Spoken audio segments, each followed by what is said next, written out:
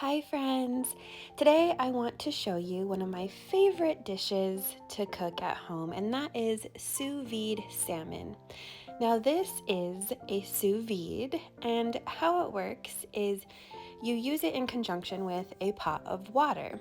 You attach it to your pot filled with water and you plug it in and you set it to the temperature that you would like to cook your food to.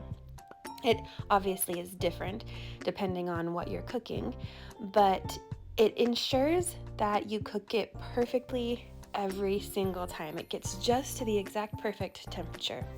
So you plug it in, it turns on, and it tells you what the temperature currently is. And then you can set the temperature with this second button. And for the salmon, I set it to 120 degrees. Of course, if you're cooking pork or chicken or even vegetables, it will be slightly different. And then with the third button, you can choose the timer. I don't even use the timer very much, honestly, because it doesn't really matter if you go over the time limit. It cooks perfectly every single time. I just love it. So you hit the go button and the on button, and then it has a little motor heater down there that just starts the water heating up. You can see it moving. It's really cool. So here's the salmon. We're gonna get that all seasoned up. I do salt, of course. Gotta have salt. And then I also add black pepper. Anyone else a fan of the Costco seasonings? They're just so good. See, there's another one, the garlic powder. And then I also add dill. This is from Penzeys, which is a great spice company. They have really high quality spices, and I think they're just a good company overall. I like to support them. And then I add my lemons because lemon and dill go perfectly together. And then you just want to transfer this into a plastic bag. So I use a gallon Ziploc bag. And then you take that over to your pot of water with the sous vide in it once it's at temperature, and then you just submerge it. You make sure it's fully submerged.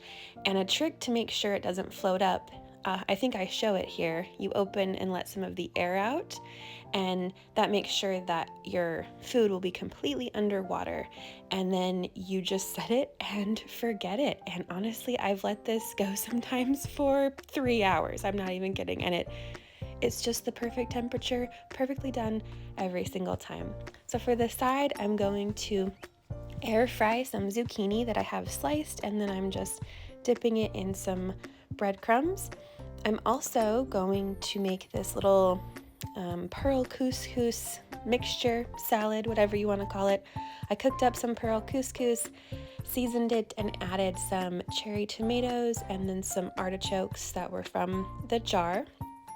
This is such a really simple but good, really delicious side dish, and I love the texture of the pearl couscous with the freshness of the tomato and then the slight brininess of the artichokes. Really delicious.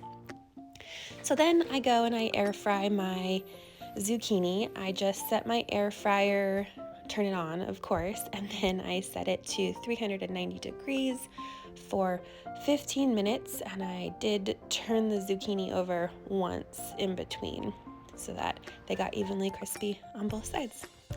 That's what they looked like. Then once the salmon is done, I think I let this one go about 2 hours. Whenever I was ready to get to it, I got to it, and then we slice it or cut it rather and serve it up. It's that simple, and it's always just perfectly succulent and delicious every single time. It's my favorite way to eat salmon. And then we plate up the zucchini, which are nice and crispy on the outside but soft and buttery on the inside, and then plate up the couscous. You could add anything you want into this couscous. It could be parsley or pine nuts or sun-dried tomatoes even. It's so versatile and very good. And then of course I add Parmesan cheese on top of my zucchini because everything's better with cheese. And then we just serve it up and eat it. I actually spooned over some lemon caper sauce on my salmon because I had it in the fridge, but you don't need sauce when you cook salmon this way. It's so good. So if you're even slightly thinking about getting a sous vide, I'd recommend it because it's wonderful. Thank you so much for watching. See you next time.